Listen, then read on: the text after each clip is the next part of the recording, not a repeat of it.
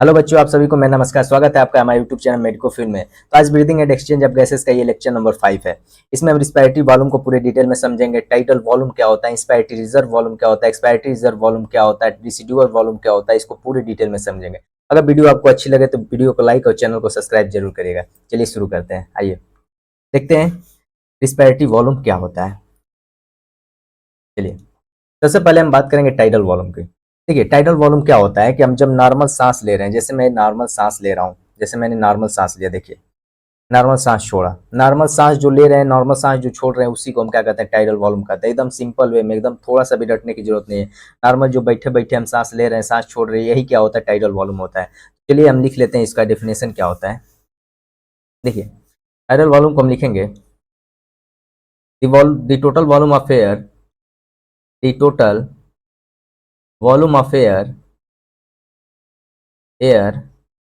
a person can inspire or expire during normal respiration।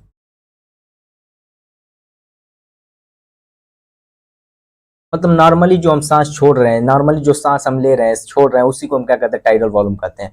अब ये कितना होता है टाइडल वॉल्यूम? टाइडल वॉल्यूम जो होता है ये कितना होता है, 500 ml होता है टाइडल वॉल्यूम। जो ये टाइडल वॉल्यूम होता है ये कितना होता है, 500 ml होता है। एक बार में हम 500 ml लेते हैं सांस और 500 ml क्या होते हैं, छोड़ते हैं। ठीक है, यानी 1 मिनट में एक व्यक्ति कितना सांस लेता है, मैंने पिछले लेक्चर में बताया था कि 1 मिनट में एक व्यक्ति जो होता है 12 से 16 टाइम सांस लेता है। यानी 1 मिनट में ये कितना छोड़ेगा सांस, कितना एयर लेगा और ब्रीद इन और ब्रीद आउट करेगा, ये होगा 6000 से लेकर 8000 ml तक ये होगा। कैसे हमने निकाला इसको, 500 से 500 को हम मल्टीप्लाइंग कर देंगे 12 या 16 से, तो ये हमारा इतना वैल्यू आ जाएगा। अब ये टाइडल वॉल्यूम हम जो होता है एक्सटर्नल नॉस्ट्रिल से 500 ml लेते हैं, लेकिन क्या ये 500 ml का 500 ml पूरा डिफ्यूज होता है हमारे एल्वोलाई से? नहीं। जो 500 ml में से, इस 500 ml में से देखिए, जो इस 500 ml में से जो 300 ml होता है, 300 ml कर रहा हूँ, 150 ml जो होता है और 350 ml, ये दो पार्ट में हो जाता है। क्यों? 150 ml जो होता है, जो हमारा कंडक्टिंग जोन होता है, उसी में ये क्या होता है, 150 ml एयर जो होती है वहीं पे खत्म रह जाती है। यानी इसको हम डेड स्पेस या इसको हम कंडक्टिंग जोन भी कहते हैं। कंडक्टिंग जोन में ये क्या होती है, एयर रह जाती है। और ये जो बची 350 ml है, यही जो हमारी एयर जो होती है एल्वोलाई से क्या होती है, डिफ्यूज होती है। तो अगर हमसे पूछता है क्वेश्चन पूछता है कि टाइडल वॉल्यूम कितना होता है, 500 ml होता है, तो ये 500 ml क्या है, पूरा टाइडल वॉल्यूम है। लेकिन हमसे पूछता है कि कितना वॉल्यूम ऑफ एयर एक्सचेंज होता है हमारे एल्वोलाई से, तो वो क्या होगा, 350 ml होगा। तो 1 मिनट में अगर हमें निकालना होगा तो 350 को हम क्या करेंगे, 12 या 16 से हम क्या करेंगे, डिवाइड कर दें, मल्टीप्लाई कर देंगे, तो हमारा 1 मिनट में कितना वॉल्यूम जो होता है डिफ्यूज होता है एयर का, वो निकल जाएगा। अब नेक्स्ट हम बात करते हैं inspiratory reserve volume.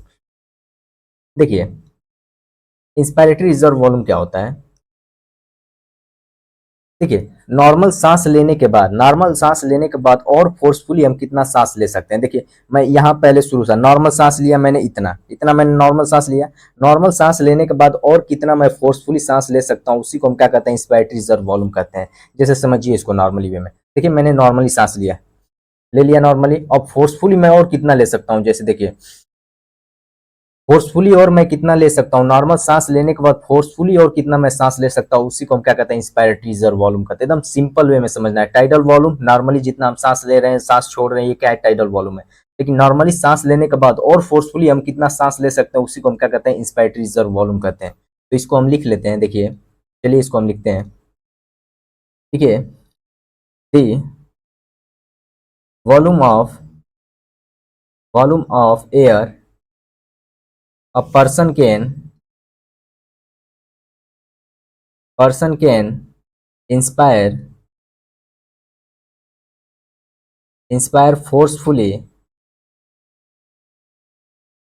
forcefully after normal inspiration।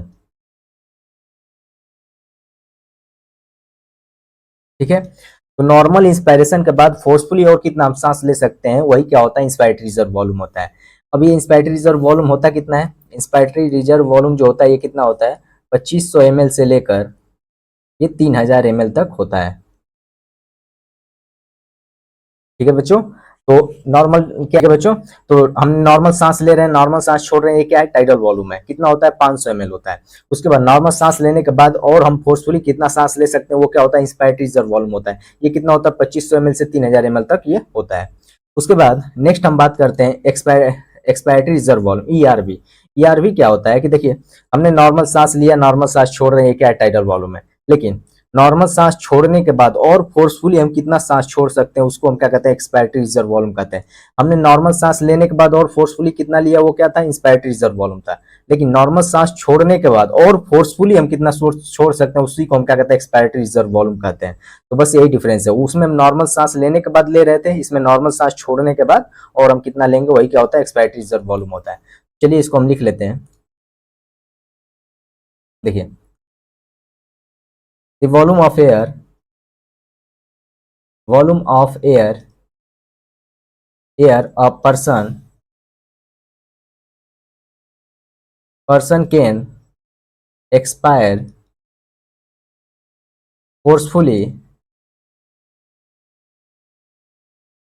the volume of air a person can expire forcefully after normal expiration।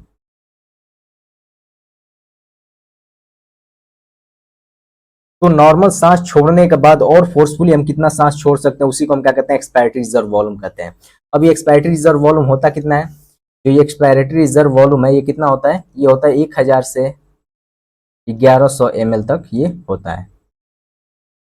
ठीक है बच्चों, नॉर्मल सांस ले रहे हैं, नॉर्मल सांस छोड़ रहे हैं, इसे क्या कहते हैं टाइडल वॉल्यूम कहते हैं। नॉर्मल सांस लेने के बाद फोर्सफुली और कितना सांस ले रहे हैं उसे हम क्या कह रहे हैं इंस्पायरेटरी रिजर्व वॉल्यूम कह रहे हैं।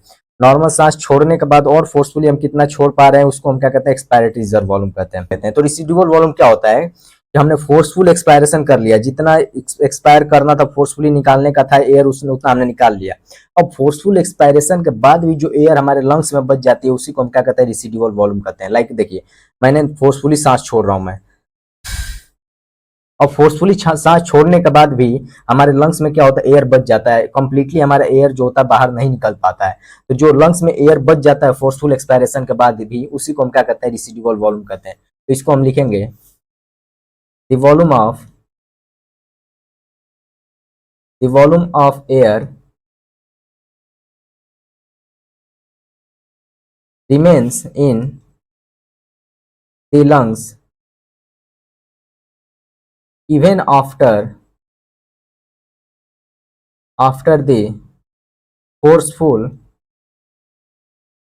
forceful expiration is called residual volume। मतलब जो हमने ईआरवी निकाला यानी फोर्सफुली हमने सांस निकाल लिया, एक्सपायरेटरी रिजर्व वॉल्यूम को हमने निकाल लिया, तो एक्सपायरेटरी रिजर्व वॉल्यूम को निकालने के बाद भी जो एयर हमारे लंग्स में बच जाती है उसी को हम क्या कहते हैं रिसिडुअल वॉल्यूम कहते हैं। और ये एयर कभी भी निकलती नहीं है, ये हमारे लंग्स में हमेशा रहती है। तो एक बार हम इसको देख लेते हैं कि रिसिडुअल वॉल्यूम कितना होता है। तो ये जो रिसिडुअल वॉल्यूम होता है, देखिए एक मिनट दीजिए, देखिए जो रिसिडुअल वॉल्यूम है ये कितना होता है, ये होता है 1100 ml से लेके 1100 ml से लेके ये कितना होता है 1200 ml तक होता है। 1100 से 1200 ml तक ये रिसिडुअल वॉल्यूम होता है। तो इसको हम एक बार रिवाइज करते हैं। नॉर्मल मैंने सांस लिया, नॉर्मल छोड़ा, ये क्या है टाइडल वॉल्यूम है, कितना होता है 500 ml होता है। उसके बाद नॉर्मल सांस लेने के बाद मैंने और फोर्सफुली कितना सांस लिया उसको हम क्या कहते हैं इंस्पायरेटरी रिजर्व वॉल्यूम कहते हैं, कितना होता है 2500 से 3000 ml होता है। उसके बाद नॉर्मल सांस लेने के बाद नॉर्मली सांस छोड़ा, नॉर्मली सांस छोड़ने के बाद और फोर्सफुली मैं कितना सांस छोड़ सकता हूँ उसको हम क्या कहते हैं एक्सपायरेटरी रिजर्व वॉल्यूम कहते हैं। और फोर्सफुल एक्सपायरेशन के बाद भी, फोर्सफुल सांस छोड़ने के बाद भी जो एयर हमारे लंग्स में बच जाती है उसी को हम क्या कहते हैं रिसिडुअल वॉल्यूम कहते हैं। तो पूरा एकदम क्लियर हुआ सारा का सारा, इसको पूरा अच्छे से नोट डाउन कर लीजिए। टाइडल वॉल्यूम स्क्रीनशॉट आप ले सकते हैं। टाइडल वॉल्यूम क्या होता है, इंस्पायरेटरी रिजर्व वॉल्यूम क्या होता है, ये इसका क्या कहते हैं, ये जो टाइडल वॉल्यूम का ये कितना ml होता है ये सब इंपॉर्टेंट है, इसको एकदम पूरे टिप पे रखना है कि कितना कौन सा ml होता है, कितना लेते हैं कितना छोड़ते हैं, ये सारा का सारा टिप पे होना चाहिए। और इसको भी स्क्रीनशॉट ले लीजिए, एक्सपायरेटरी रिजर्व वॉल्यूम को, रिसिडुअल वॉल्यूम को कैसे होता है एक बार इसको रीड कर लीजिएगा पूरा। यहाँ से हर साल मैक्सिमम टाइम यहाँ से क्या होता है क्वेश्चन नीट में आता है ये।